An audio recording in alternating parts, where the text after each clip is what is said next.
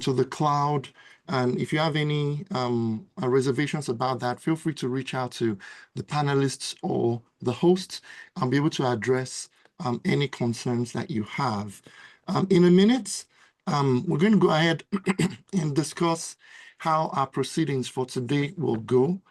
Specifically, as we begin our presentation, we have an agenda for you, which I'll be sharing in just 1 second. All right, here we go. So with the screen share begun, we're also going to have introductions from folks. So please, that would be a superb way for you to discuss with us any conversation that you want to have. Welcome again, everyone, to the Method Undergraduate Research webinar for today. And we'll be introducing ourselves in a minute. I specifically am one of the moderators. My name is Moses Olayemi. I am a professor here in the College of Engineering at the University of Oklahoma. And I'm also very fortunate to be the president of the African Engineering Education Fellows in the Diaspora. I'm going to tell you a little bit about what that organization does, who we are, but I'm going to pass the baton on to my co-moderator, Deborah Moyaki, to introduce herself. If you could, please. Hello, everyone. My name is Deborah Moyaki. I'm a graduate student at the University of Georgia, studying engineering education. I'm happy to be moderating this webinar, and I'm excited for all of the insights we're going to be getting from our panelists today. So sit tight and get your notebooks. Thank you. Beautiful. All right. That was beautifully done. So just a recap, I mentioned earlier that we'll be having an agenda just to discuss with you what's going to happen today. And here we are. We'll be introducing the phenomenal body cohort of speakers that we have for today's webinar to you in just a few moments. And then we're going to transition after that to the panel discussion to discuss specifically these main things that we think are super relevant to members who want to be aware of what method undergraduate research entails, specifically in the field of engineering education, even though we intend to scale this up to various disciplines in the future. So we're going to talk about getting into engineering education and engineering education research, the value of engineering educational research and its contribution to Africa, nuancing the traditional with the non-traditional, and we're going to allow our panelists to speak with you for a good chunk of time to reflect on their journey and to let you know what they would do differently, things that they've learned in their trajectories in their lives and what they would do differently. And then we'll pose them towards you to ask if they can incite you or excite you to do research and how you can get started in engineering education research. Afterward, we'll have a question and answer session with the speakers. And just to confirm that you were listening, we're going to pose a were you listening quiz. So for the person who was able to pay attention, there's a gift for you. I'm not going to tell you what that is, but there's a gift for you if you're paying attention. So definitely you want to be mindful of that. We also want a more intimate session with you all. And for that reason, we'll also be creating breakout rooms. And those breakout rooms, we're going to divide you by year of study.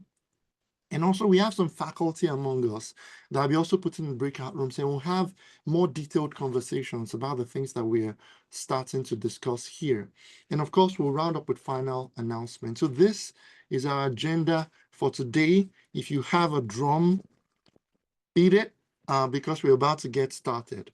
And before we do, I just want to let you guys know the African Engineering Education Fellows in the Diaspora consists of professors, postdocs, research scientists, graduate students, professionals, policymakers, entrepreneurs. And these are a bunch of people who have left Africa, but they never really left Africa. Their hearts beat for Africa. They eat African food. They have African names. They have African identities, and they have never let Africa go, even though they have, by virtue of circumstance, left Africa. So what we have here are a bunch of people who are passionate about informing and influencing engineering education practice and policy in Africa. So they come from all walks of life. Their representation, about 16 different African countries are currently captured in the organization. even though there are 45 members, and that number has grown to 54 as at 2 days ago. And they're currently domiciled in the US, Australia, the UK, and Canada. And some of the things that they contribute, as I mentioned, these are professors, they contribute in the realm of pedagogy and andragogy. And this is pretty much teaching. I'm not going to talk about everything here, but these are people who are experts in discussing internships and workplace learning. Global competencies with African focus, industry experience, mentoring. They have been tried, tested, and they have the expertise. And more importantly, they have a heart, a burning desire to continue to contribute to the development and the practice of engineering education in Africa. So this is the group of people that make up the African Engineering Education Fellows in the diaspora. And we have, on this auspicious day, decided to have a conversation with you about what mentored undergraduate research is about. So, what is this program? I promise I'll stop talking in 2 minutes. This is not about me. It's about the speakers.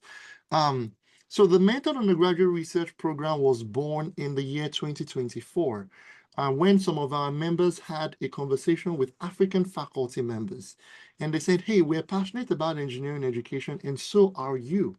So how about this? Can we collaborate in mentoring undergraduate students together? And they said that is a fascinating idea. So what the members of the African Engineering Education Fellows in the diaspora did was they connected with these faculty members in African universities, and then they mentored a couple of undergraduate students, taught them about engineering education research. We had periodic meetings, and then as a result of those conversations, there were remarkable developments that ensued.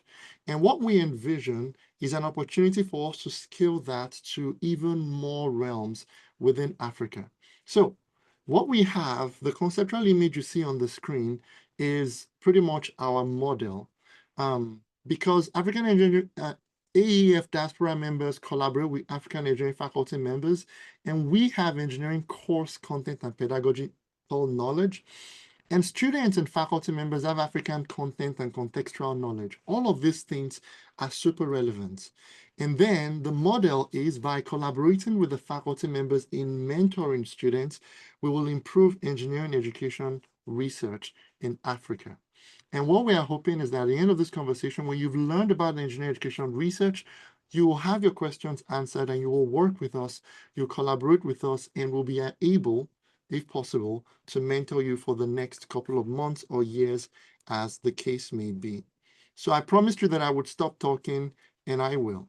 So right now, we have a couple of things to do. So if I can stop sharing the screen for a second, I want to be sure that you all are present because we have an activity for you that everyone can participate in. So it really is a poll, more or less like a quiz. I want to find out from you how much you know about Africa and specifically research in Africa. So you will find on your screen 4 questions, and those questions ask about Africa's research outputs. It's growing more slowly than the world average. Is that a true statement or is it false? So I've already started the poll, and so far, if you want the QR code, I can also put it, yeah, I can also share my screen for you to scan the QR code if you want access to it. But because I can only hear the voices of the panelists, can you confirm that you can see the quiz, the poll? Has it been launched on your end? Super. In that case, we're expecting 23 responses, and the responses have to come in now. You only have 2 minutes. Let's get it started. Where is an Ubuntu African music background when you need it? Oh, Moses, if you can also kindly share the QR code, if you can. yes. This. So what I will do is I'm currently sharing my screen. And ideally, you should be able to just scan the QR code on your phone if you're on your computer and coordinate with us, get involved in this poll. So far, we have 13 questions or 13 respondents, 14. We only have 30 more seconds because, good Lord, our time is short. I'm going to stop sharing now. And we have 18 respondents, and we're ending the poll in 5, 4, 3, 2, 1, and done. End poll. All right. So we're going to share the results, and I think you can see the results on the screen. 17 out of 20 people, 5% of you believe that Africa's research output is growing more slowly than the world average. You think it's true, but it isn't. The correct answer, it is false. Africa's research output is actually growing faster than the world average, which is very, very interesting. In Africa, on average, what percentage of their GDP do countries invest in research and development? Most of you said 1% or 3%, and unfortunately, you're wrong. This is a stark reality, and it's very, very humbling that on average, actually, less than 0.5% of national GDPs are invested in research and development. It's a harrowing fact. All right. The next question, which country invests the highest percentage of its GDP in research and development? Most of you thought it's the US. Not true. It is not China. Nobody picked South Africa. I am surprised. But the real answer is Israel. Israel is the country that invests the highest percentage of its GDP in research and development at 6.3%. And finally, the land area of Africa is larger than the USA, China, and India combined. Even though I cannot see your faces, I want you all to clap for yourselves wherever you are, because most of you got that correctly. It is yes. The land area of Africa is larger than the US, China, and India combined. So thank you so much for engaging in that quick poll. Oh, wait, I think now you can see the correct answers. I thought I was showing the correct answers before, but now you can see the correct answers. So I didn't make that up. I wonder if anybody got 4 out of 4. If you did, you're already in the lead for the gift that we have today. So with that said, I'm going to hand the microphone over, even though there is no legitimate one right now, to Deborah Moyaki. Please, if you could begin with the agenda for the day and the conversations for the questions for the panelists. I'll be sharing screen on my end. Thank you, Deborah.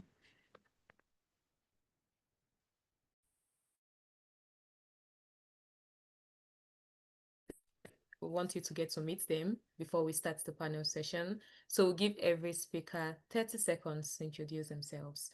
So just tell us your name, your role or your current position, and one interesting fact about you. Does anyone want to volunteer to go first, or do I randomly pick someone? If you don't...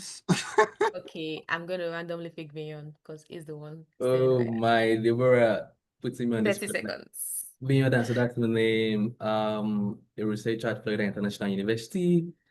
Studied engineering and continuing education. Fun fact about me. Oh my, I love Real Madrid. Thank you, Beyond. Thank you, Deborah. Ife will have you go next. Thank you. Howdy, everyone. Like we say here in Texas, I'm Ife Oluwatukilesho, and I recently just defended my dissertation in chemical engineering, and my research was in chemical engineering education. One fun thing about me, I love Amala and Ewedu. Cedric.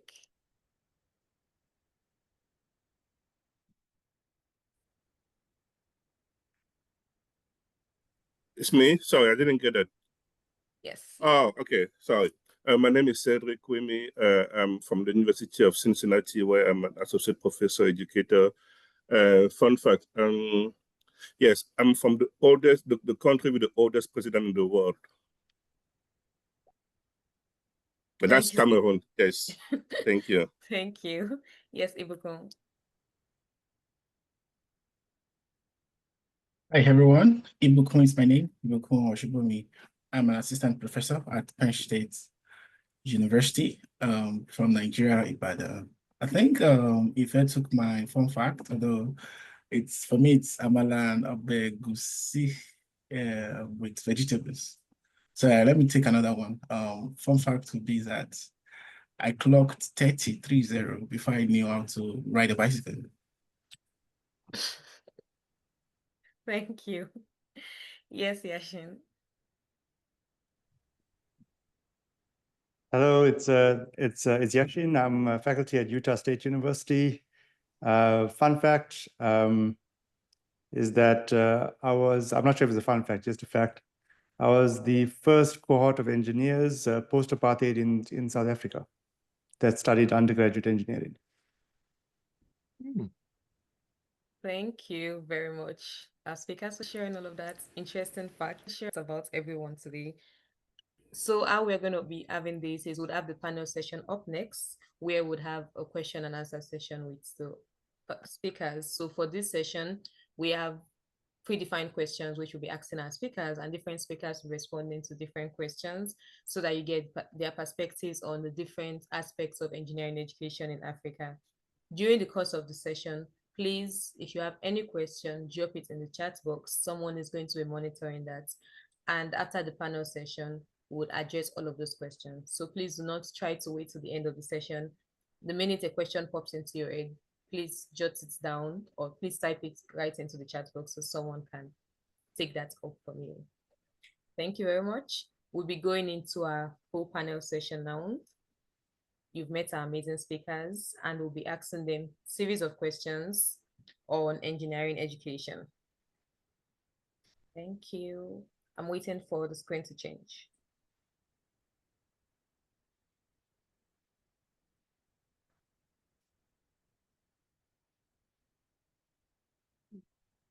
So we have apparently Dr. Vignon's story coming up first. But I think this is definitely the question that it leads into this. So Deborah, I think if you ask that question, Dr. Vignon will be able to take this. Vignon, I'm sorry I didn't take all of your flattering pictures. Thank you, Moses. So our first question we like to ask our speakers is, how did you get into engineering education and engineering education research? And not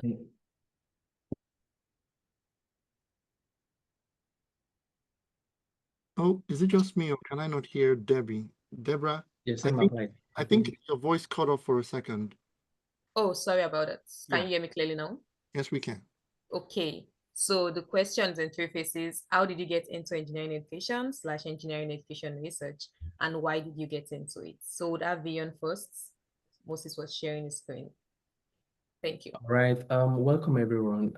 I would have loved to see where we all are joining from, of course, but maybe that will be for later. My name is Vinyo once again. Vinyo means Omodara from Badagry, Lagos. So I had my first and second degrees at the prestigious University of Lagos. Do you have my University of Lagos folks here? Is anyone here? Say cheese. Oh, I can do some answer, right? So I studied systems engineering at University of Lagos. So shortly after my master's program in 2014, 2015, about 10 years ago, Moses Olayemi, a friend, and Peter Oladipupo, we all were in University of Lagos, we studied engineering. So we saw the need to bridge a gap. And what's the gap? So we wanted to stimulate STEM learning for high school students. We saw that they were not, getting excited about STEM learning the way we did when we were in high school. So we decided to start up STEM in Africa. That you can see the name on the screen. What we do basically is we train teachers and we equally empower students. So that was what I did after my master's program at the University of Lagos. So that led us to do lots of training for high school STEM teachers, pre-service teachers, that's core members now. We had a couple of engagements with students. So that led me to where I am today. So, but the question is, how did that lead me here? So one of the things I realized back then was the fact that we had a lot of interventions in Nigeria, regarding education space. We wanted to do A, B, and C, D, but I realized that most of those interventions were not based off research, they were not informed by research and data. So because of that, success was few and far in between. So I knew, okay, I needed to, be north. I needed to sidestep that challenge. So I knew I needed to be a researcher, and I didn't even know about the engineering ed program that it afforded me the opportunity to do all I wanted to do. So when I got to know about it in 2016, 2017, I knew this is the space I needed to be. I knew the platform, that's the engineering ed platform, affords me the opportunity to ask questions, the right set of tools are there for me to, engage those questions and, provide answers to those questions. So that's what led to me coming to the engineering ed program. Debbie, I hope I didn't veer off course, because if I'm to talk about this in all honesty, I can take the whole day. This is something very dear to my heart. I'm glad to share my story, but that's just a snippet. I'm glad to share with folks even after now. Yeah, thank you so much, Debbie. Thank you so much, Vivian. I think one key thing I took out of what you said on the how and the why is observing that the passion you had for STEM education or for science in high school was no longer there, and you saw a need to train teachers and also to train students in order to ensure that people coming after you are also well invested in STEM education. Thank you very much, Vivian. I would take Ife Oluwa next. So how did you get into engineering education research and why? Thank you very much. I'm so excited to be here today. But how I got into engineering education, first of all, I have all my degrees in chemical engineering, and so from Lagos State University. Sorry if you're hearing a baby crying in background. Okay. So I have a first degree in chemical engineering, second degree, and now my third degree in chemical engineering. But how I got into engineering education is that I have always, taught and all of that, but I wanted to do core chemical engineering. Like I wanted to especially go into alternative energy as it relates to biofuels, microalgae cultivation. That was actually my original focus when I came to the US, but then I had to change into another research lab, and as Providence will have it, I could only change into a program where they had funding in engineering education. But then I was well situated because I had, been a teaching assistant in a laboratory course for like 2 years in the US. And I really loved the experience that I had. I saw the differences in how we were being taught back in Nigeria and how they are taught, the focus on pedagogy here in the US. And so when that opportunity arose for me to do engineering education, I was very excited because it meant that I could actually figure out what were wrong, what were the things that were done wrong when I was being taught engineering back in Nigeria, and how I could improve on it if I had the opportunity. So I would say that is how I came into engineering. And finally, I was able to do my research in chemical engineering education, which I would call discipline-based engineering education research. Thank you. Thank you very much, Ife. It's how you unintentionally got into engineering education, but your experiences had already been preparing you for that. We'll take one more panelist on this question, and we'll take Ibukun before we pivot to the next question. Your how and your why of engineering education research. All right, thank you. Do I need to introduce myself too? And all right, so I think I have a short slide here. Maybe I can use that to guide me, maybe. All right, thank you.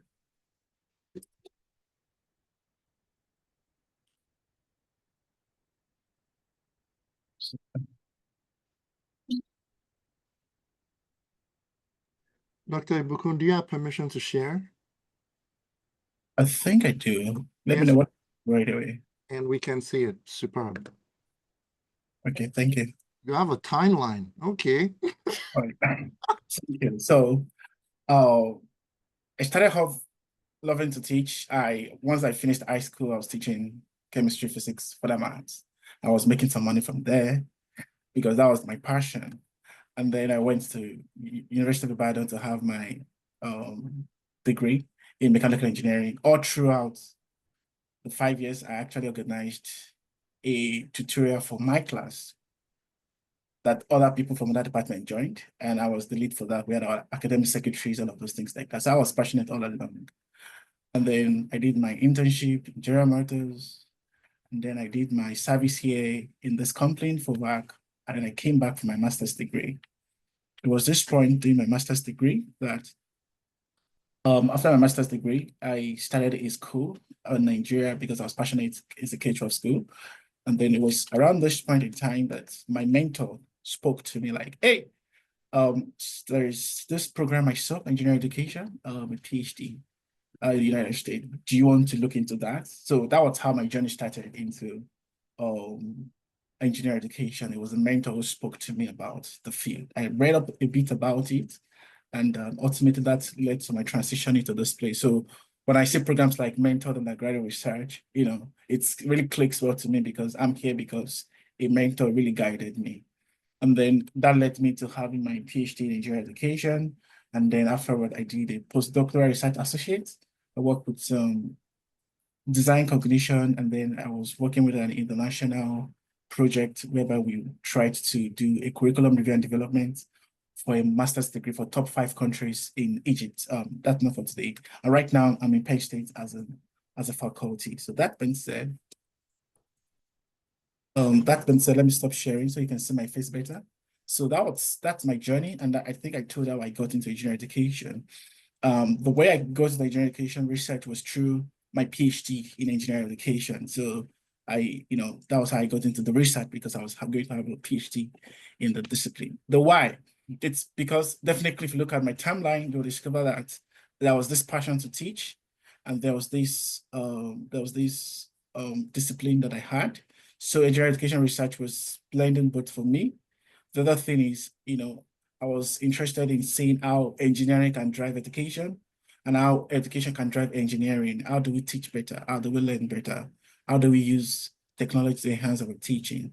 And all of the things are the things that drives me into engineering education. Thank you. Thank you very much, Ibukun. I see different people raising their hands. Please drop your questions in the chat box so that we can respond to it.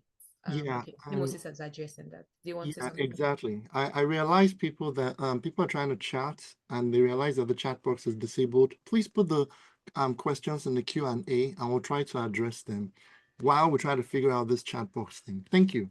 Okay, thank you. So please put your questions in the Q&A, as we cannot take any questions during the panel session. Our next question is, what value do you see in engineering education research? We have heard different ways and different hows of people's journey into engineering education. Now we want to see, what value do these panelists see in engineering education? And when we talk about value, we are being specific to what value engineering education research contributes to Africa. We'll take Yashin for this.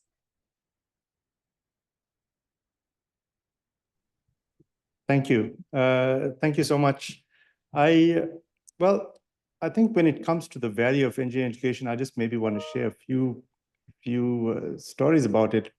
I was first introduced to the whole schooling system, education system, and I thought, well, let's see what some previous studies say. And these were very old studies and may not even be valid today. And one of them says that when you're 5 years old, you are extremely creative. And when you're an adult, your creativity drops to 2%. So does that mean that when we're going to school, we're becoming less creative and so forth? So I thought, yeah, let's see what comes with this. But what we also realized is that most of engineering educators are trained through mentorship and not formally trained. So they are not developed in the theories in education and the use of it, etc. But so engineering education becomes vitally important. But what we found in Africa is that we actually lack data that informs our teaching and learning and so forth. And it's data throughout the spectrum. And we tend to learn from data beyond the African context, which may not suit us well. So research in our area is vitally important. In our context that suits our cultural practices and so forth is vitally important. So the value that I see in engineering education research is that It can help us inform the way our students learn. It can help us inform the way we teach, the way we develop our curriculum, and the way we educate. And that's vitally important. But let it be informed by data from within our continent, based on our context within Africa. And yes, there are certain things we can learn from the rest of the world. There's no doubt about that. But let's be experts at this and have data informing our practices. So that's where I start to see the value of it. And what I find is that most of the world does it, or at least the Western world does this a lot, and hence the research is aligned to their practices, but we don't, and it's something that we have to seriously look into. And this is why we have these various forums and programs for you. Thank you so much. Thank you, Yashin. We'll take Cedric for this question on what value do you see for engineering education in Africa? Oh, thank you. The value of engineering education in Africa. I have one page that I can show to explain that. I think I sent it also to Moses. What I perceive to be the value of engineering education in Africa is a tool to support the local development. And as I was thinking about why we should do engineering education in Africa, I was thinking, what are the challenges that we are facing in the continent? And what can we learn from what has been done already? Because engineering education started in the West, America and Europe, but what can we learn from it in order to, sorry about that, in order to support the rapid development of the continent? So engineering education can support how we teach, can support what we teach, how we set our priority in terms of development, both locally and nationally or on a continental level. Engineering education can also help us integrate our cultural value, our history of doing things, our way of doing things into how we see engineering, not just in Africa, but outside Africa, in the world. Our culture has value, our way of doing things has value, and we can leverage in education to see how to integrate that in the global framework of how we teach, how we do engineering. So there's a place for us African in education, and this should be also a motivation for us to speak out and to be part of the direction that we fix for engineering education globally. Thank you. Thank you very much. Would have one final panelist. That's Ibukun. Yeah. Thank you for Deborah for and all the panelists for their contribution. I think one of the things I would like to add to this is most of the engineering programs we have in Africa, you discover that they are based on, most of them are based on Western curriculum. And when you are a student of education, you discover that education is meant to serve the society. So a lot of time, the education they brought to us does not serve us correctly because it was not meant for our society, it was meant for their society. And it is driven by the data from their society. That's why sometimes some of us who travel outside of the United States, outside of Africa to study, we find it difficult to translate it back because they didn't train us of Africa, they trained us for their country. Are you understanding me? It's going to take a lot of thinking through and reconceptualizing to be able to apply it back to the country. So I think that when we begin to, and they did us so much great good, but the disadvantage of that is that it does not solve our immediate environment, and then it also takes away our identity from us. The first time when I began to enjoy further mathematics was when I saw a further mathematics book that was written by Nigeria. Before that time, it's always white and all of those things like that. So, and then all of the laws, you don't find something like Oshubumi's law, Deborah's law, all of those things law. It's always the white people's laws and things like that. And then you are not finding yourself in the research that drives the field. You are not finding yourself in the voice that shaped the discipline. And because of that, you begin to get marginalized over and over again. So when we begin to have engineering education research in African context, what begins to happen is begin to say that we have a voice in what shapes engineering our field. we begin to reconstruct what our discipline looks like by data that is driven by Africa, and then we can begin to reconceptualize. That's why I really love the work that Vian and Moses is doing with questionnaire sustainable pedagogy. When they begin to have like data from that aspect, we can begin to look inward and look at what can serve us better and how can we reconceptualize engineering to move us forward. And somebody rightly said something, and I can't forget it, that a lot of time it has been said that the African is trying to catch up with Western idea of thinking. Is that actually it's the other way around? It's the Western world that is trying to catch up with the way we are thinking. So you need to, and we lost our identity because our data, our curriculum is not driven by African data. And it's so saddening when Moses said about less than 0.5% drives our research. That's why we're here today. Things have to change. If the engineering we want, is going to make the nation better. The Western world is not going to help us. Neither is the Asian or the Eastern world. If African will be the great giant that it's meant to be, it is going to be on Africa to figure out how they will do that by research, by investment in engineering education to drive the education forward and the industry forward and the workforce development. Thank you so much, Ibukunmi. Like, you summarized everything I would have said from all of the previous panelists and added so much insights. And thanks for the reference to culturally relevant pedagogy. That's what came to mind when all of the panelists were talking about getting data from Africa to understand the African context and ensure that our curriculum is actually serving our immediate needs. And like you said, education is for the society which we are in. Thank you so much. And that brings us to when we talk about our society in the African context, what we primarily see is the traditional engineering courses, right? And so the next question we have for our panelists is, how do these traditional engineering courses, how do they inform engineering education? And how does engineering education influence these traditional engineering courses? I think a panelist mentioned how most of the engineering instructors you see are not trained in education. That was a curiosity for me when I was in university, like, why am I doing education if I'm saying most of these faculty members are actually trained in their own discipline and not actually trained in any educational courses? And so we like Beyond to take that up first on how traditional engineering courses, how they influence engineering education. And if I could just, Deborah, I have spiced up your background. Thank you. I also noticed, Dr.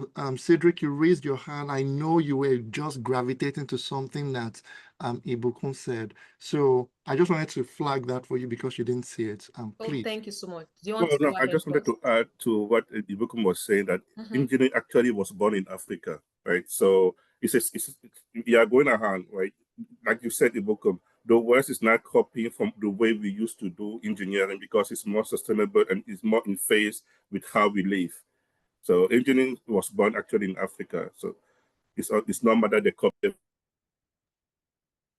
that we try to go back to the old ways of doing engineering and formalize it. Super. Thank you. And you're ready to go.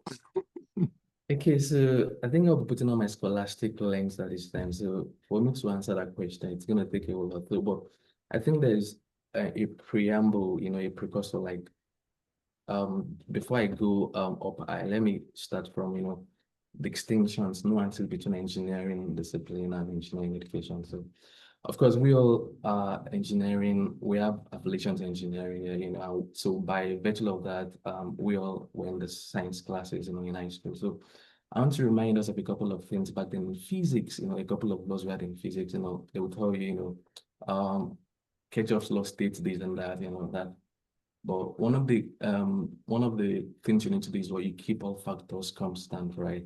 So technically, like, you keep all factors constant. So what we are telling you in a sense is that, this complex in and of itself, this issue rather in and of itself is very complex, right? It's extremely complex. So we need to linearize it. So when you keep all other factors constant, what you're doing is you're linearizing, making it easier to engage, to solve, like there are a lot of issues, relating to that challenge. We have biological issues, social, economical, but keep all other factors constant. Forget about those things, assume they do not exist, right?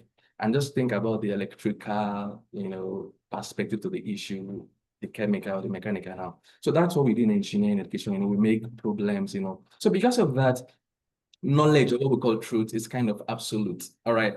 So if I give you like caveat, that's ketchups, voltage law now, to solve a question around that, And the same answer you're going to get in Nigeria will be the same you're going to get in Congo. Am I correct? Can everybody attest to that? So truth, knowledge is what? Absolute. I mean, it doesn't change related to the context. All right, so that's what we did in engineering, of course, So we linearize the problem, making it easier to engage, like I said. But when it comes to engineering ed, all right, so the things we kept constant in our science class and engineering classes, we do not keep those constant now. We really know that, these things are things affecting, all right, the things we study. So we don't keep those things constant. We bring them to the board. Let's bring them to the fore. Let's engage with those issues, the different dimensions to that issue. So because of that, knowledge and truth, remember I said it is absolute in engineering discipline, but in engineering ed as a discipline, it is relative. So concept, things like language, like it all depends, becomes a language you hear of when you come into this field. And I'm assuming we all are interested in coming to this field. It's a sweet field, I won't lie to you, all right? So it all depends, right? So context can determine your answer, your response. All right, the different nuances now to an issue can determine the way you come up. So knowledge in this field is relative, all right, compared to the way it's absolute. Truth is absolute in engineering education. Of course, so the question, let me just scratch the question Deborah asked me, then I can pass it on to someone else because I can speak about this for longer. So of course, how does engineering inform engineering? That's actually, how does it inform engineering education? We know that real-world engineering practices, shape engineering education, shape engineering practice now rather. Sorry, real-world engineering practices, shape the things we learn in the classroom. And think about it this way, the things we learn in the classroom, are things that give us the identity of engineers eventually, right?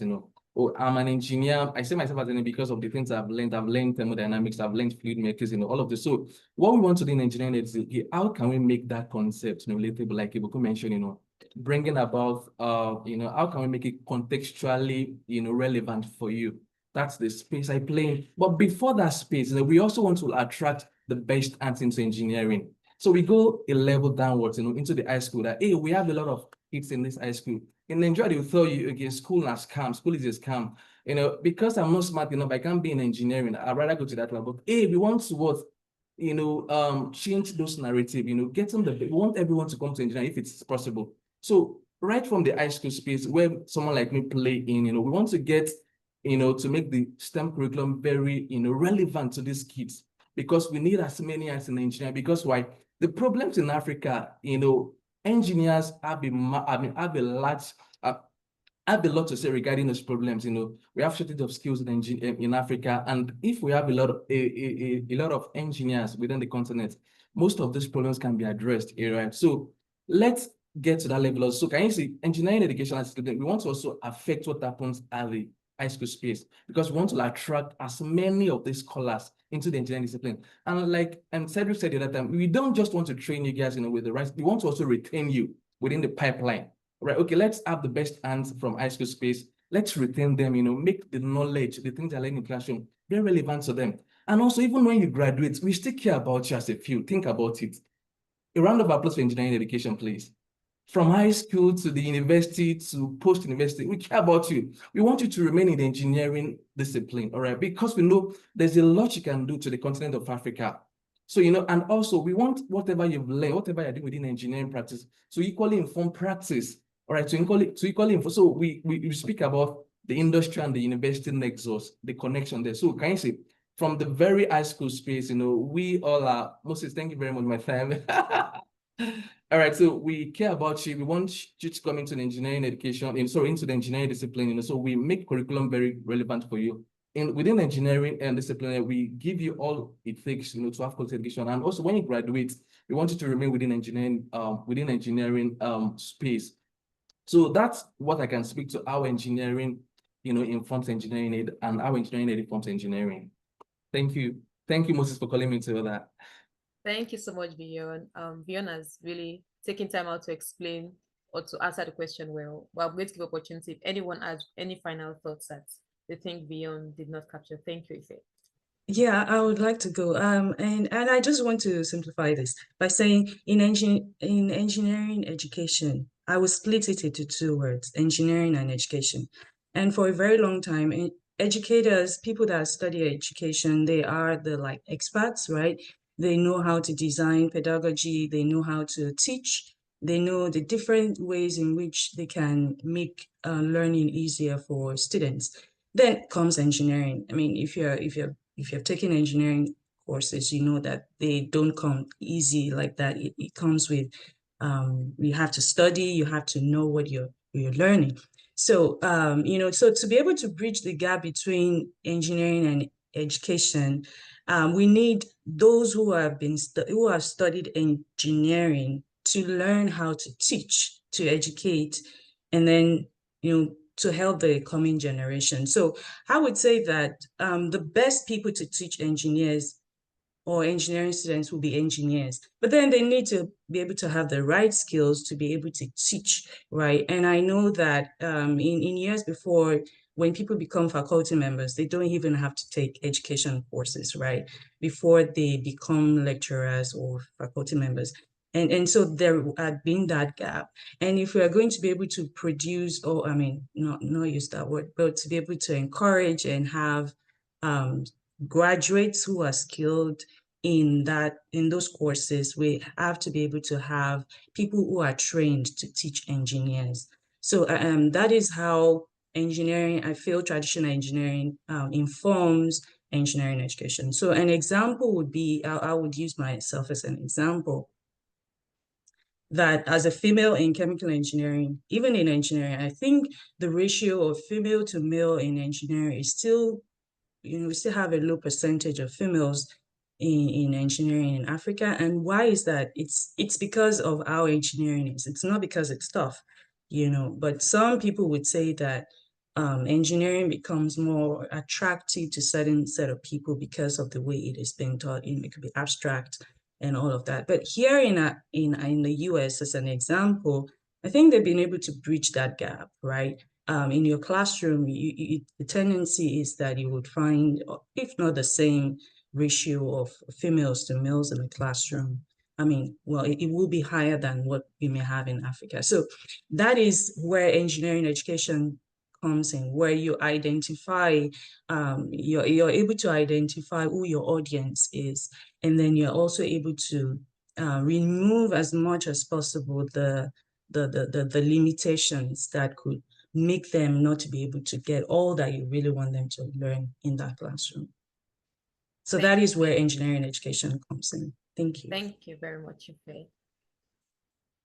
One key takeaway I have from all this is seeing engineering education as having dedicated specialists to help you or to equip you effectively on how to train engineers. So basically, it's saying we understand that you have done engineering, we understand that you are the experts in engineering concepts, but we are here to help you ensure that these concepts don't fly over students' head, and we are here to ensure that you train people who are better engineers than you, not just as good as you are.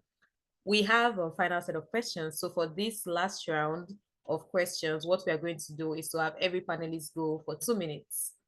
So the last set of questions, feel free to lean more to one or the other. It's asking you that we've talked about engineering education research. Who can do this engineering education research? How can the person get started? We have faculty members here, we have undergraduate students, we have graduate students. Who can do it? How can the person get started? And also thinking of yourself as an engineering education researcher, if you are to look back at your trajectory, how you got started, where you got started, is there anything you do differently, and how does that translate into any advice you have to offer? So 2 minutes per panelist. Thank you very much. And would have Cedric go first. Moses wants to say something, please. Yeah, Dr. Cedric, before you go, I just wanted to emphasize a question that Ife is already answering. Some of the students also want to know like the specific steps. I don't think everybody has to say it, but I think one of the students also wants to know the specific steps. Please go ahead, Dr. Cedric. Thank you. Okay. Am I muted now? Okay. So again, I will share, thank you, Deborah, for that question. I will share my screen again. And I think the easiest way to answer that question is, because I asked myself that question when I was starting, if was this for me? So I think this tech talk is it's a good resource, especially for undergraduate students who are asking themselves that question. And I will try to summarize the TED Talk, and for a more elaborate answer, I will recommend our students to listen to this. So basically, we can do education research. First, let us know what is research, right?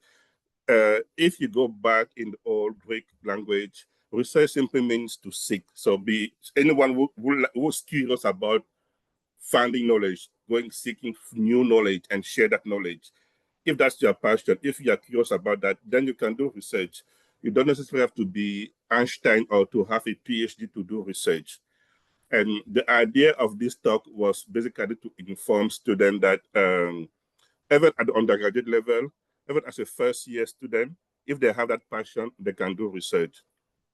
And they just need to have the right setting, someone to mentor them, exactly like what we are doing here to support them through the process. They just need to find what is that curiosity, what is the thing that they're curious about. And someone as a mentor, we help them get in the right setting and conduct their research. And to motivate, since our audience is mainly undergraduate, to motivate them, I will give them some example of what they can do as part as research. And in the classroom, I have one example there that they could do as exploring, like seeking new knowledge, be curious about that, even though they don't have the right framework. Working with a group like this, or working with the professor or the teacher in class, to put them in the right setting. Exploring how they solve problem. Right? I think it was Vinian was talking about solving Newton's law in class. Right? We have different approaches of solving Newton's law. Right? Research could be, oh, I prefer to do it this way, but my classmates prefer to do it this way. Why is that? What is the background? What can we learn from that? What can I learn from that to make it easy for me to solve problems related to Newton's law? Right, that's already research. So the simple fact of asking that question, putting you on the setting of, oh, I'm a researcher. Now I just need to be in the right setting, in the right framework to do more of this research. So everyone can be researched, everyone can do research. The key is to have the curiosity, the question, and the willingness to go through that. And it comes with passion also. With passion, you can achieve all the challenge that you'll be facing in your journey as a researcher.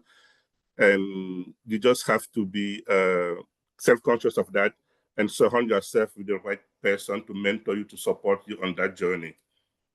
Thank you. I hope I didn't go beyond 2 minutes. Thank you. Thank you very much for addressing who can be a researcher. Okay, do we have anyone that wants to go next? Volunteer? That wants like just follow up on that thought Sojik started. Thank you. I see your hand. Bridge Mohan. Okay. Yes, thank you. Thank you. Thank you so much. I thought I'll just divert a little bit. I mean, based on your question here, what would I do differently?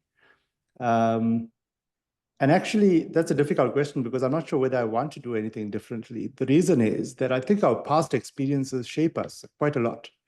And even the mistakes that we make, and if we have the attitude to learn from them, is important.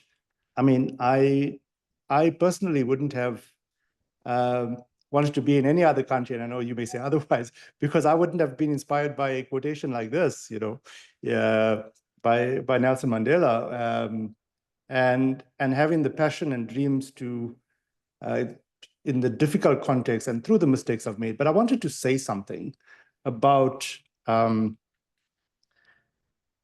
this engineering education research, something that Vion mentioned, but when I first started on this journey, and I thought of just sharing this with you, is that I used to read all these engineering education research papers. I was a faculty, and this is maybe a message to faculty.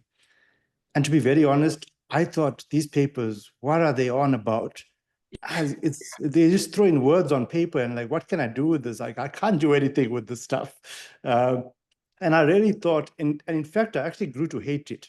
So, and then one of my mentors, I remember, I wouldn't mention his name right now, but he told me that you should always be a learner in your life. And if there's something good out there, you should also have the ability to learn, to love the thing you hate. And I hated educational theories because I didn't understand, is this a concrete way of thinking and so forth? But later on, so during my research, I had lots of discussions with Vion around this and some of my mentors, and they said, Yashin, when you were an engineer, tell me, when you had these power transformers fail and half the city went out, did you go into your engineering knowledge? What did you do? And how did you determine your decision? And when I thought about it, I actually realized I consulted people. I actually listened to them. There's something that they know which is beyond the quantitative world. And I would encourage any faculty specifically or any student, if you want to increase your awareness about learning, engineering education research is something a little bit different. Learn about education is different. It will expand your awareness and it will expand the way that you see reality. And it will enhance the way you learn. And it will also, for faculty, it will also enhance the way you teach. And it is a new language. It's a language on its own. And unless you get embedded in it in some way, you'll find it very difficult to read those research papers and take practical implications out of it, etc. So I would encourage anyone to start to embed yourself even a little bit into engineering education research, because it provides you with a different awareness. And I've learned a lot of things. And I'll probably just conclude with this last few words, is that when I was an engineer, I developed what we call engineering arrogance, which means that we think we know better than all other professions about everything. So what are we going to learn from these education people anyway? We don't understand them anyway. But that understanding our limitation in the way that we judge the world and have had successes and also failures, I think reflecting on that, reflecting on our principles of Ubuntu in Africa, which is very, very important, the way we can work together, which requires also a different mindset. Reflecting on these things and having the ability to learn something new is important. And I would encourage anyone. It is possible for everyone. I think I was probably the most arrogant of the lot because I thought I knew it all before I transitioned. And then I learned a lot of things that I didn't know, and it really humbled me. And yes, there's a lot about the education profession that we should embed ourselves in, especially in a developmental type of continent, because then we would be able to direct our own path forward in our own context. And that's so important. So empower yourself with the knowledge and the skills in this new way of thinking. And that you'll find in engineering education research. It's very different from engineering. And I trust you take up the offer and go with it. So with that, thank you very much. Thank you very much, Yashin. Okay, okay, Vion, you unmuted the other time. Please remember 2 minutes. Now it's down to 1 minute, 45 seconds. Thank you. Thank you. I saw a couple of questions on the chat, but which I would like to speak to. So I know Yashin and Cedric have spoken to that. So how do I get started? So for me, let me give an instance now. So one of the issues that I'm grappling with at this time is there's a challenge in Nigeria, my beloved home country. I love that country so much. I don't think anyone on this call loves that country. All right, that was just that on side. So one of the challenges I've seen within the ed space in Nigeria is that youths like us, we tend to say school na scam, like there's no value in schooling and all that. So that's an issue I've been able to identify.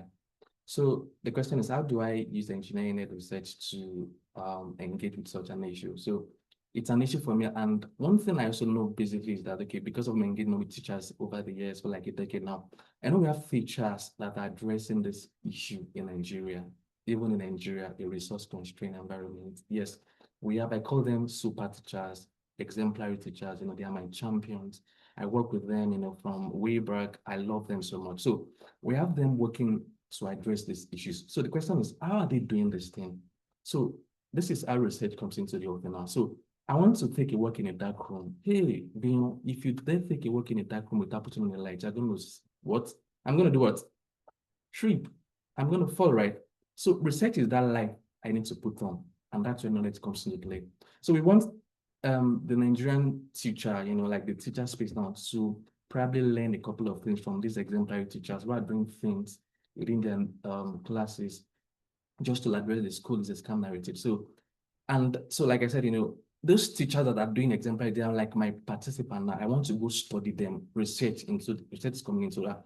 I want to say, so what method am I going to study them? So we have a lot of methods within engineering research, you know. It could be quant method, it could be qualitative method or quantitative research, anything, you know. For me, because of the kind of level of detail I need, I want to do a qualitative research. I want to understand, document their practices. What are they doing? Do they come to the class? Do they just smile to the students? How do they engage with the students? Do they pat them on the back? Do they discipline? So I want to highlight all of those nuances. So because of that, I want to do a qualitative research. And there's what we call theory in education, engineering education research now. There's what we call theory. Theory is like a lens through which you're looking at the world. Do you know the lens through which you look at the world determine what you're going to see, right? So I have a lot of, because I want to see how these teachers, how they are grounding their teachings in the language, in the culture of the student. I developed a framework called the Contextualized Cultural Sustaining Pedagogy Framework for STEM teachers in Africa. So that theory becomes the lens through which I'm going to be looking at the classes. So last year I was in a lot of classes. I was in Nigeria, in Lagos, my state. I observed teachers, you know, how are they doing it? I mean, I saw awesome things using that lens called the theory now. I documented all of it. So I went to the class with my memo, with my book. I was like excited, sat at the back of the class, jotting things down, writing things down. I had a lot of notes. And just to follow up on that observation of the classroom practices, I also interviewed them. Okay, teacher, I saw this in your classroom. Can you speak more to this? Can you see now? That's research. Beyond that also, I needed to also, you know, look at their lesson notes. So that's what we call triangulation. The things I'm seeing in the classroom, is it aligning with the things they're saying?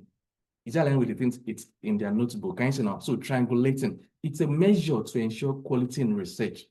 All right. So these are things I did back then just to understand how these teachers, how they're addressing the issue of, don't forget, school that scam and people. I saw things in that research. I can begin to share that and I won't end for another 1 hour. So these are things we can do to engage with engineering and research. Thank you. Thank you so much, Bayon. Okay, we'll take Ibukun, then Ife. Remember, 1 minute, 30 seconds now. Okay. Thank you. Just a great thought there. And I just want to have to hit that the concept about education not being worth it. It's not just a challenge that African face. You know, sometimes we post some things that so it's peculiar. I know it's something that we're facing and we need to address it, even in the Western world. A lot of people here in the United States are like, is it really worth it to spend this number of thousands of dollars for university education? I'm just saying that, you know, everybody is facing that problem. Some people just know how to, you know, manage the information than others. But really, thank you, Dr. Bion, for the great work you do in Africa, you know, trying to learn that space and how we could make things move forward in that regard. What I would say is how, I mean, you know, like, you know, Dr. Bion said, get a mentor. You need a mentor. You know, if you don't want to walk in that darkness, you need somebody that has walked in that light to actually get you. And the next question would be, how do I get a mentor? That's why we had this program. It's kind of an initiation to that regards of how you can do that. It could mean that look at somebody that teaches well, somebody that writes articles well. You know, you have your ChatGPT, you have your Google, just say, who can I meet that is doing education research in my school, all of those things like that. I believe something, you know, that really is going to help, you know, and then, so I'll just say, you know, how can you get started? Get a mentor, you know, whether faculty, whether student. If you want to work fast, you know, you need a mentor to stand on their shoulders. Another thing I will say, and I really will echo what Yashin said, is there anything I would do better, do differently? No, nothing. I did the best that I know how best to do, with the best resources, with the best support, with the best exposure that I had. And sometimes I just feel that sometimes we need to cut ourselves some slack. I believe that I'm a God believer. I believe that God has given unto us much more than enough opportunities and much more than enough resources for us to succeed. You know, so the mistakes are not the things that are stopping us. You know, what is most important is what you do afterwards. Think, for example, you know, one of the things that really comes to mind is, you know, it needs just one sperm cell to make a baby. Yet, during the process, millions, some say 4 million, some says 100 million, some says 1.2 billion sperm cells is released. So you can have 100 million opportunities. You just need one to fertilize. So stop crying over 1 billion that is wasted. You just need that one to fertilize to become a baby. I hope that context makes sense. So no regret, no shame. I don't look at the past, I press to the future, and I leverage the resources that I have to be a better part of myself. Thank you so much, Ibukun. I see Cedric as an up, but I will take Ife first. And then if we have a little bit of time buffer, we'll take final thoughts from those raising their hands. Okay, thank you. Who can do engineering education research? I would say, as long as you have been able to discover that there's something wrong somewhere, especially, and that is just to say that if you're going to do engineering education, you have to be aware. You're in tune with whatever you're doing. For example, you could reflect on how people are having challenges, and you can be like, oh, okay, but why is this happening? Does everybody have issues with this? How has this been done? How in other areas? So I would say that if you are aware of your educational journey right now, where if you're an undergrad and you're seeing that things are not done the right way, you feel that, or your education is not being tailored to help you to be the right person, I would say you are one of the best candidates to do engineering education, because then you are aware that there are some problems. And as engineers, we are here to solve problems, right? So engineering education should not be seen as lesser, because you are actually doing, you're actually providing solution, only that it's in another phase. You're not maybe in oil and gas, or you're not in, in the industry building machines, but think about it, you are providing solution that generations to come will be needed. And that is also another thing you need in research. That is that you have to be aware of what people are doing, or where the space is, those areas that that the questions that have not yet been answered. That is what we do in research. We try to provide solution to those questions. So if you have been aware, you have seen areas where, there are some things that are missing, then I would say you are a very great candidate for engineering education, because we would actually, the engineering education field will actually benefit from people who have that pure natural intention, best of intention, not necessarily the money, right? You are thinking about people, you're thinking about generations, you're thinking about how can we make engineering better. Then, so I would say that would make you one of the best candidates to do engineering education. Thank you. Thank you so much, Ife. So we have 1 minute before we hand over to Moses to give us an icebreaker, and then Wow. we open it up Giving for Dr. Cedric questions. and Yashin 30 So seconds. can we do 30 seconds each, Cedric and Yashin? All right. Yes, Cedric. Hello.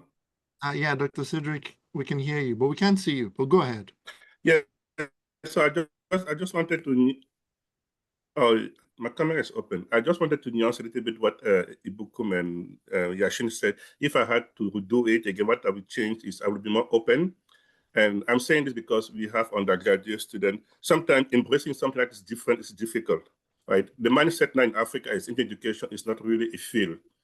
And I had that opportunity when I was PhD student in Cameroon to switch into physics education. We had a guest speaker in my University of Yaoundé, one in Yaoundé, who came and proposed that I join her in France to do physics education. It didn't sound sexy like having a PhD in physics, in applied physics, and I already have a path to my career. I knew what I wanted to do, but I wanted to stick into the comfort, or to what was comfortable, what was good. Physics, finished my PhD in physics, and I was just delaying the individual because a few years later, I had to switch into Indian education for the same reason why that person was inviting me to join physics education. So sometimes you just have to be open, be bold, and embrace what people feel to be different, right? Don't be comfortable in your box. Thank you. Yes, Yashin. Thank you so much. Yeah, I just thought I'd just mention this just very quickly, is that it's not related to the questions, but I just want to let you know that in the Africa Diaspora group and even beyond is that we have experts in fields in a variety of fields in engineering education. Some of them are actually world-renowned in their specific areas, just so you know. So as much as we are starting to develop research in engineering education, we have African scholars that are experts in this field, world-renowned, presenting at national, international conferences all over the world. And I think we should start to take advantage of that. Even many of the colleagues that you see here, I could probably tell you they are experts. They've been recognized at even UN levels and many international forums. So take advantage of this, and we are continuously growing. So let's use the expertise and the mentorship that's available within Africa and in the diaspora.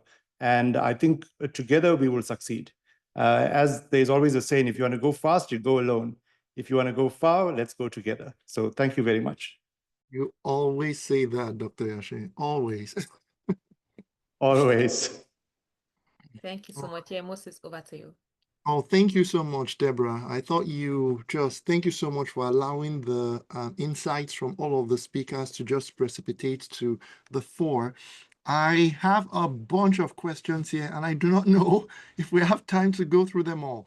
But what we'll try to do is we'll pick on the ones that I find we haven't necessarily talked about. And to all the attendees, this is your opportunity to express your agency. If you realize that your question is not being answered, revolt. Do not take it by raising your hand. I'll try to allow you to talk. So the question here, one of the ones that I have here, is regarding engineering education adoption as a core engineering discipline in Africa. Dr. Olayinka Adeomi asks, why do you think, and she's asking this panel, not me, that engineering education is not yet, why has engineering education not yet been widely adopted as a core engineering discipline in Africa? Answer this at your own peril. Speakers, over to you. How about we start with Dr. Cedric, and then I'll take Yashe because I know policy, and then I want people to actually get on this. But I'll only give you 30 seconds to address it, if you don't mind. Dr. Cedric, please. Why engineering education has not been considered as a field in Africa? That was the question, right? Yes.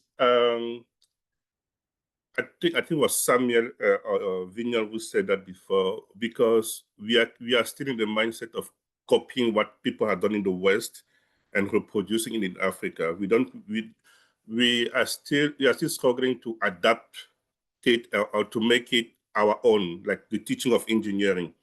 If we take the history of how engineering education was created in the US or in the West, and it went through several steps. It was a response to a demand, to a struggle. We have that struggle in Africa. We have that concern in Africa. And there's actually something that I will also share with the faculty and all the students.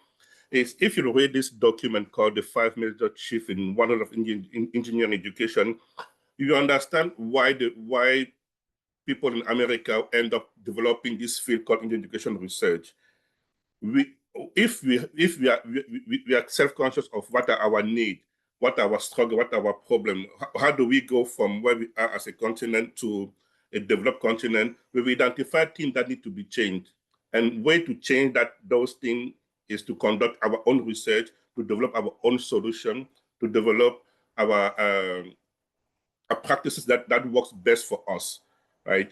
And that involves doing some research. Remember, research is go and seek, is to explore, look for new knowledge, new way of doing things. That's one. And it has to come from the top to make the faculty comfortable in engaging in education research. Otherwise, it won't be seen as valuable for promotion. It won't be seen as valuable for nomination or for appointment. So if we are self-conscious about that and we speak out and we make ourselves heard by the administration, I think people will be more open to embrace the field that we are all in now. People will be more open to do this type of research. Yashin, if you want to add something in terms of policy and funding. Beautiful. So I don't speak too much. Dr. Yashin, now he has taken 10 seconds from your 30, please. Sorry, Yashin. Oh, no, now we cannot hear you. You are muted. Okay, yeah, I say I could speak all day on the subject, but let me just highlight a few points. I think over and above what Professor Cedric has said, is that one of the big issues around engineering education research is that the awareness around it is very limited. People don't even know what this is. In fact, just to go back about 15 years, people didn't even start to prioritize engineering. So we had professional societies coming together to drive this. But what we also found is that working amongst, and I'm going to be very frank, working within the continent of Africa is also very difficult, even working with each other. There is another saying in Africa, we tend to fry our own fish, So sometimes that selfishness aspect always comes through, and then we have to realize that working together, and that's why I normally always mention that saying, because without working together and without having a collective drive, we are not going to get this right, because we start off as a small community. So I think what it needs a change of awareness in policymakers, and that change cannot be driven only by policymakers. It's driven by individuals like us working together to make intentional efforts to get that awareness changed. Our policymakers are aware that data is a problem, but why is engineering education research data different? How much of effort have we as a professional society done in that? And I think one of the efforts from the Africa Diaspora is that we created a community. There's many other communities. We also have the Africa Engineering Education Council, the Research Network. But I think working together to influence policy change is important. It will come from the grassroots, which means that it will come from us. And I think we need to be more intentional about that. I think there is realization at the highest levels that this is starting to become more important, but I think we need to put more efforts here. I think I've taken 42 seconds, so let me stop there. And I could speak about this all day. Like I said, working together, Ubuntu, those things are very important. Thank you. And now the hands are coming up. Like Ibukun wants a bite of this. Vignon wants a bite out of this. You both have 10 seconds. Ibukun, please. Yeah, thank you. I just want to say that the struggle is not unique to Africa. Even in the United States here, there's still a struggle of where should engineering education be? And there's even some of the programs are shutting down. So it's not unique. One of the things I want us to leave this place with is the things we're facing in Africa is not unique to us. We only need to approach it in our context to solve it. The second thing I would say is let's light our little corner. You start pushing it. By the time we begin to generate interest groups on the grassroots, things are going to begin to change. But ultimately, we need to fund our research, and always a context of, is it engineering, is it not engineering? It's still an ongoing conversation that is not just Africa. It's a global conversation that is going. Is engineering education engineering or not? So I think these are the fundamental or essential issues. Well said. Dr. Vignon, did you have anything else to add? Yeah, just something different, but I mean, you all have spoken so well. So let's think about it this way, people. So we have physics education, am I correct? Biology education in Nigeria, in Africa, chemistry education. So the question is, how about we look at it from a scholastic angle? Like, what did they do? How about like a research inquiry into what led into having physics education in Africa, chemistry education in Africa? But I mean, like, then like Dr. Cedric shared the other time, the milestones, the timelines for engineering education in the United States for 100 years. How about we studying what happened for physics, chemistry, and biology, and see how we can develop a template for African engineering education?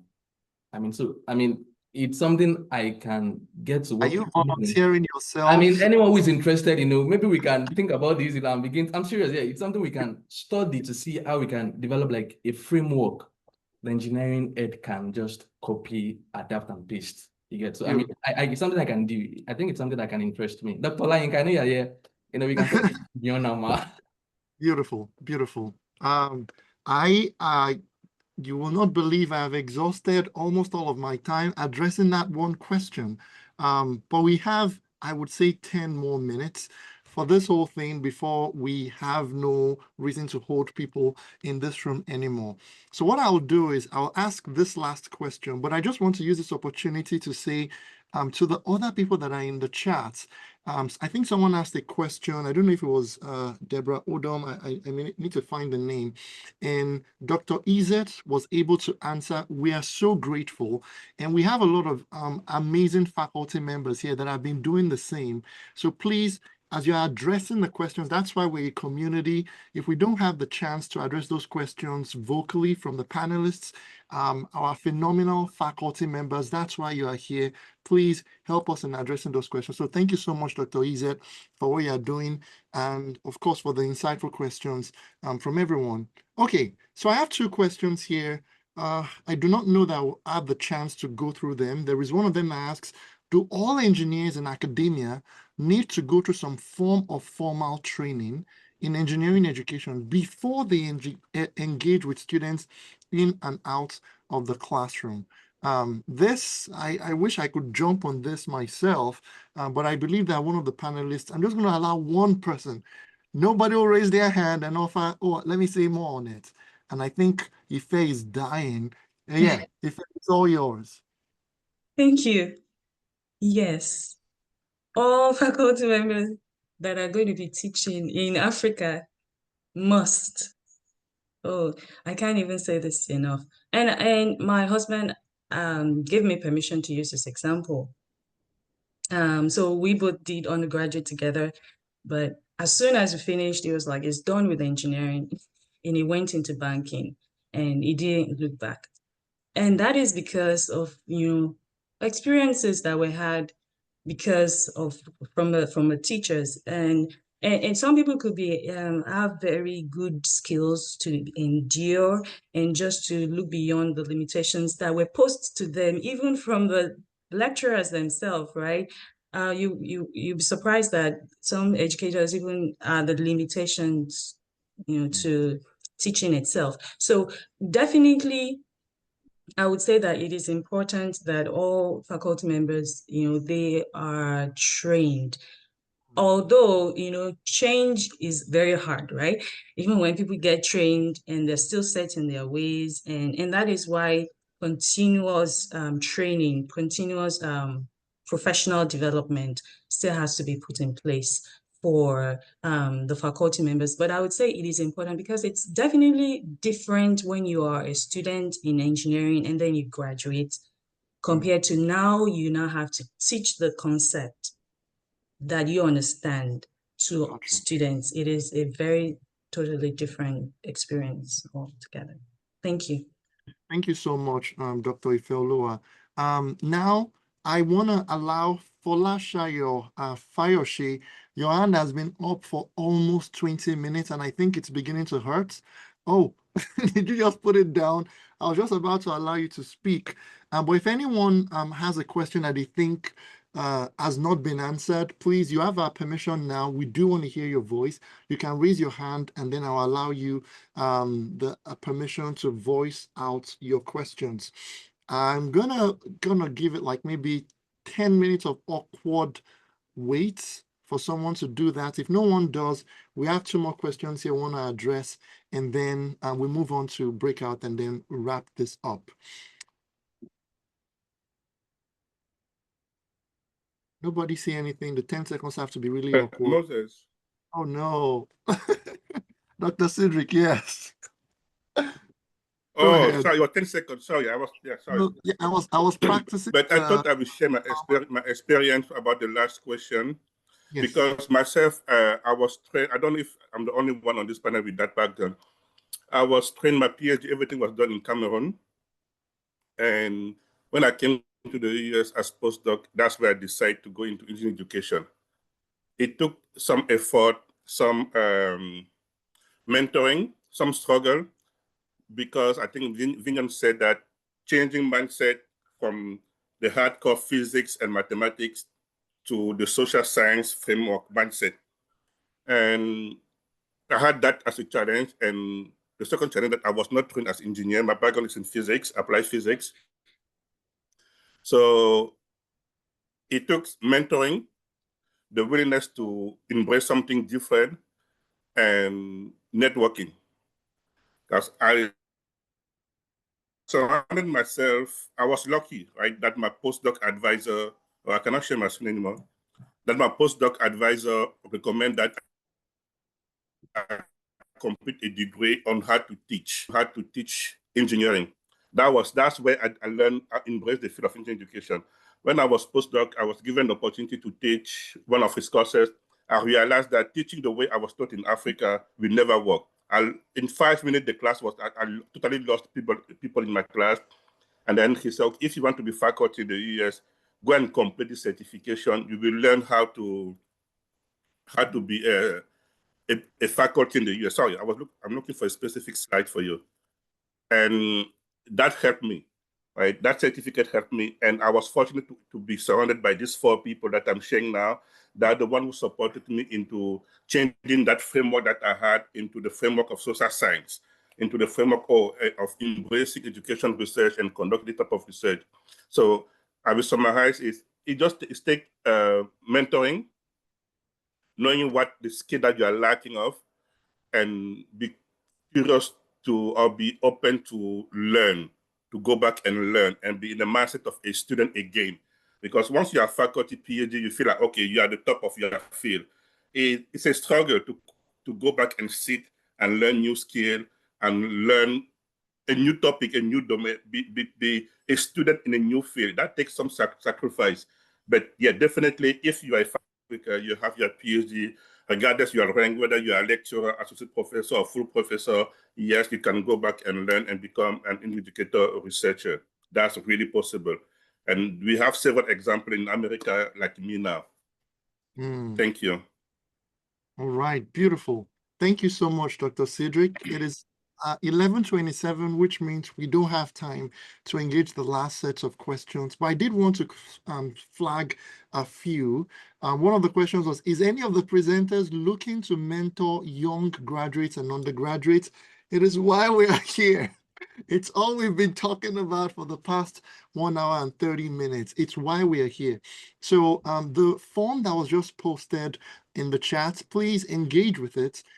Please indicate what your interest is. If you want to be mentored, we have not just these 5 people. I think this goes to the next question.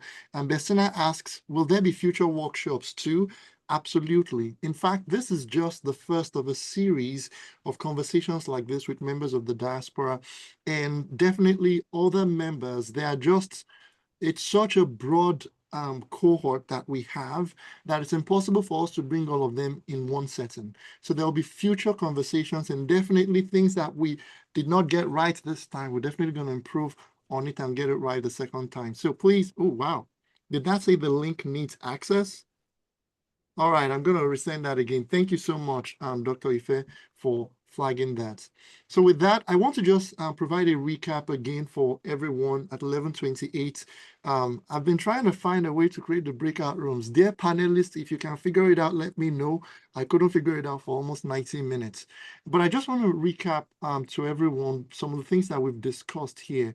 We've brought to your presence a couple of phenomenal people from Africa who had their education in Africa and are currently in the diaspora. They are experts in their field, very well known, and they have mentored people in the past.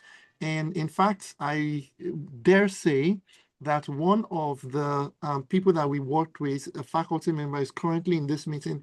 And as you can imagine, she's been asking like the awesome probing questions that you would expect. But this process involves not just you as students, but also the faculty members. So the best form of the collaborative mentored research experience is one where we have faculty members in Africa who are interested in engineering education research, and they're able to identify for us students who are passionate or inquisitive about engineering education. The reverse is where we have students like you, like many of the ones that are here, who are excited and passionate about engineering education research, but want mentorship. And that's what we are here for. So I'm going to make sure I resend that link so that you can engage with it. But it's just an opportunity for you to let us know how we can collaborate with you on this. The possibilities are remarkable. The possibilities are endless. In fact, there are many things that you are doing right now in your spaces that are researchable, that are publishable.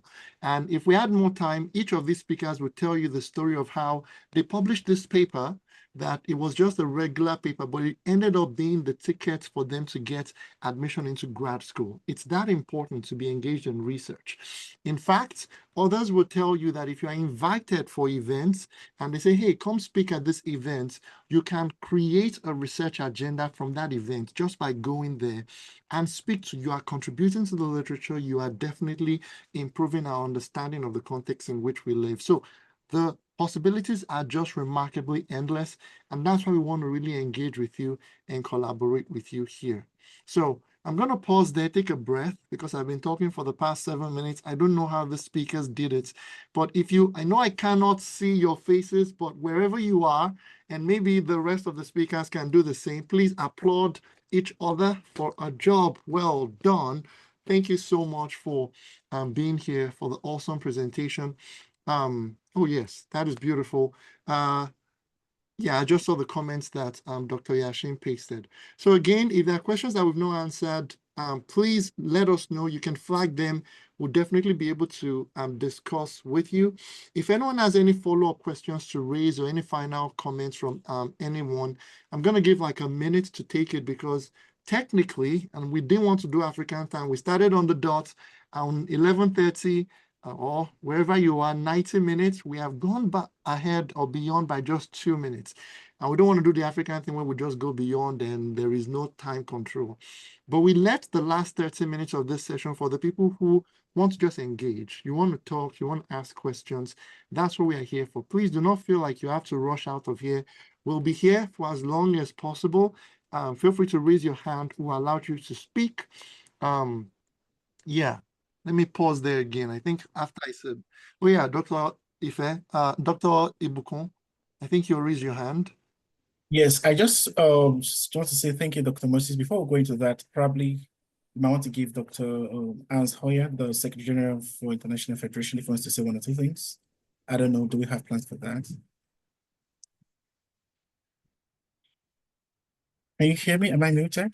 Oh, no, you were not. I was, and I can definitely hear him now. I can see him, and I believe I have, yeah. Yeah, thank you so much for flagging that, Yashin, and also for making reference to that, Ibukun. Can you hear me? And welcome, Hans. Let me just say, let's just yeah, let me cannot start it because it's okay. It's okay.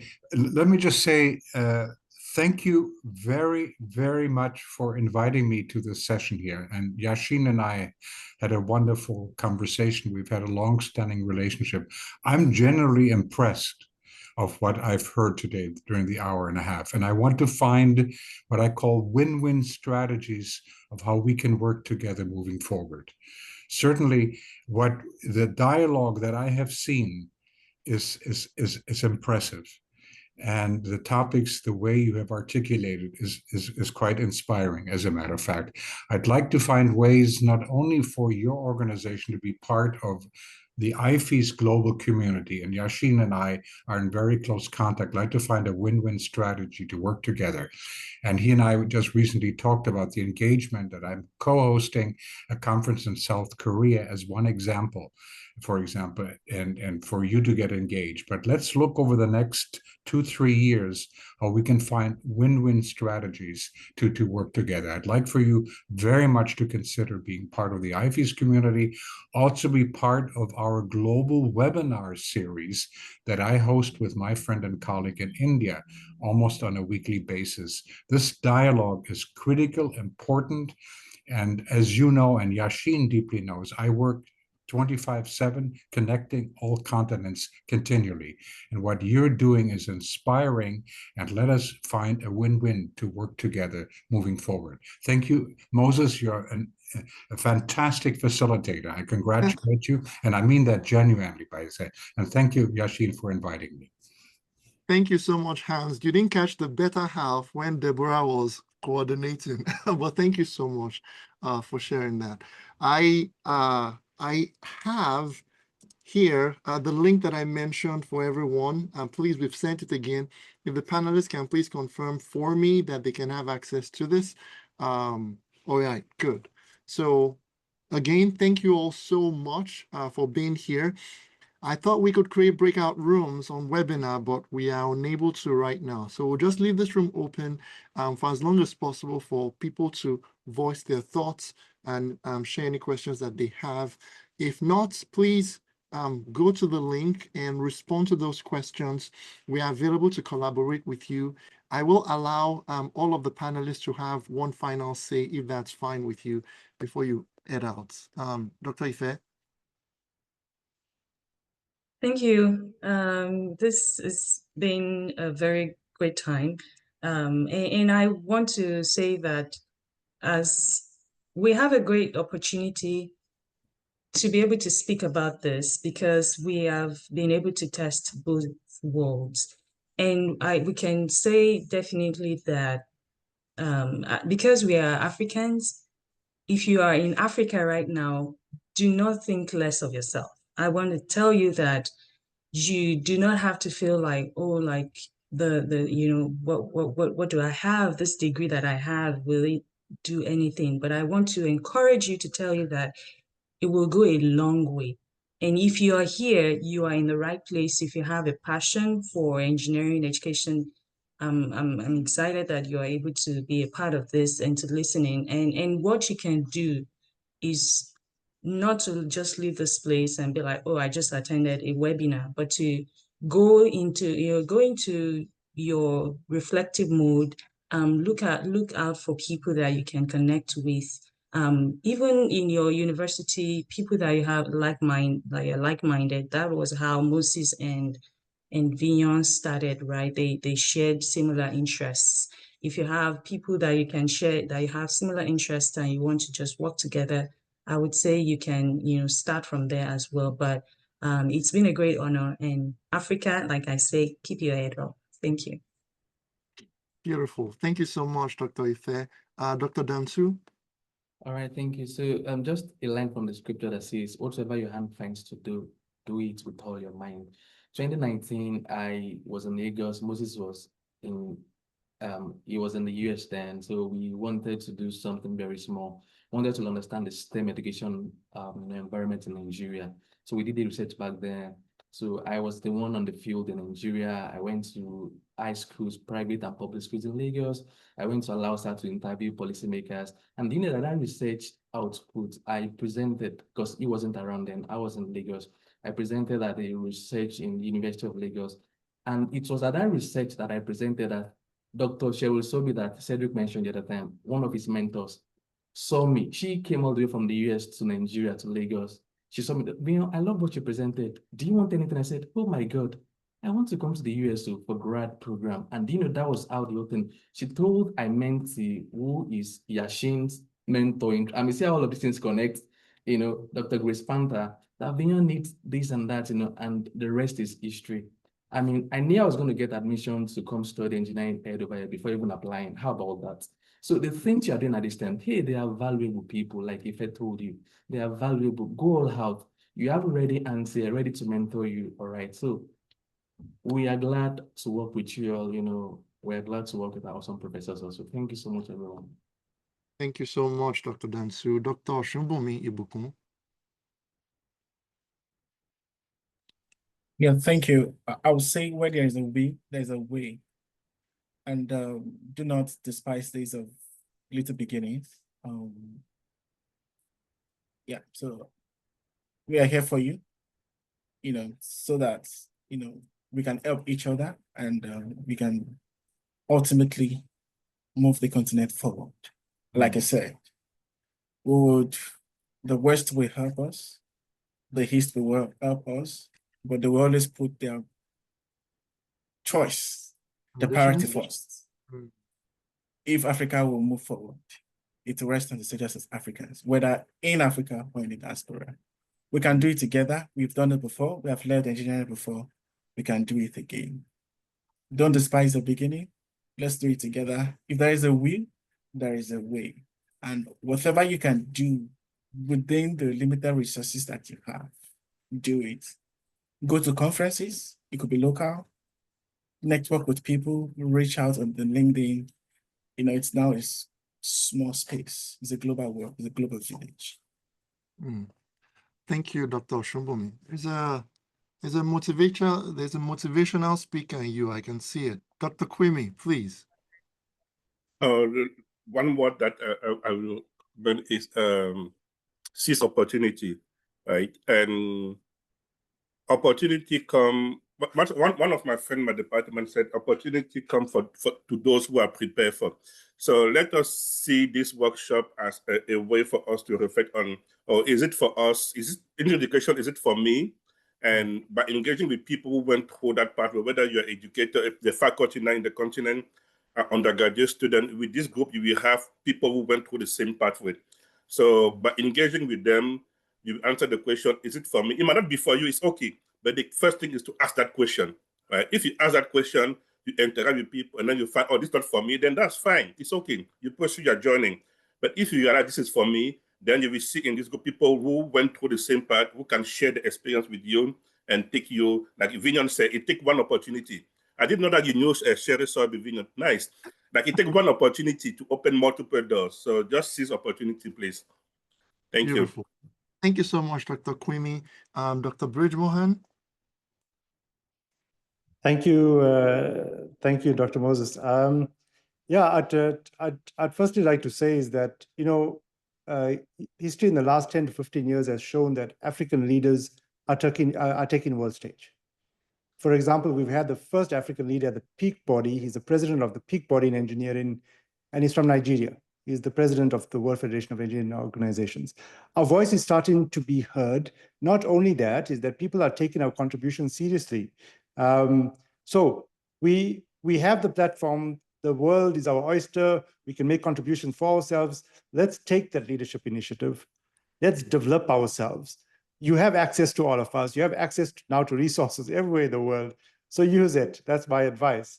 And use them intentionally, and also have the developmental mindset to also help others.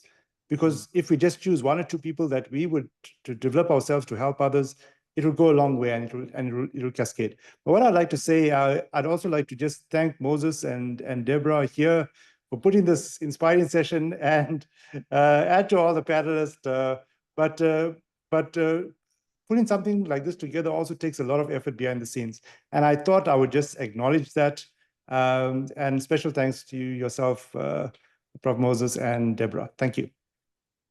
Thank you so much, Dr. Bridgemohan. And the last word will go to my co-moderator, Deborah. I am done talking. Thank you very much, everyone. I enjoyed the different insights each of the panelists shared, and I even jotted down a few points. And one thing that stuck with me was when Iwuko mentioned education is for the society, and to understand that African context is very important. And also the fact that you highlighted like in your final thoughts that being in Africa doesn't mean you can't do this. It doesn't mean you have to get here before you start it. And I like Dion's point on actually how it's what he started right in Africa that led him to this point. And it's clear with his journey that he's still interested in African research and he's still investing in that. So the goal is not to say how to leave Africa to come into the Western world, but it's to say how do we support African development, and even when we move to the Western world, how do we still ensure that whatever we are getting from here, we are able to make sure that we add value to Africa, whether or not we move back to Africa or not. So thank you everyone for sticking with us thus far, and we look forward to having more of these sessions over time. Thank you. Thank you so much again. Thank you, Deborah. Yeah. And for anyone who was waiting for the quiz that I said at the end that will get the special prize, I'm about to break your heart. There is no quiz. I actually wanted to just make sure that you would pay attention to the end. I apologize, but I really do thank you all for being here. All right. Have a good one, everyone. Thank you. Thank you. Thank you. Thank you to all that Thank you. worked Have with a good Dr. weekend. Moses Olayemi. Thank you, Deborah. Awesome. Moses, thank you.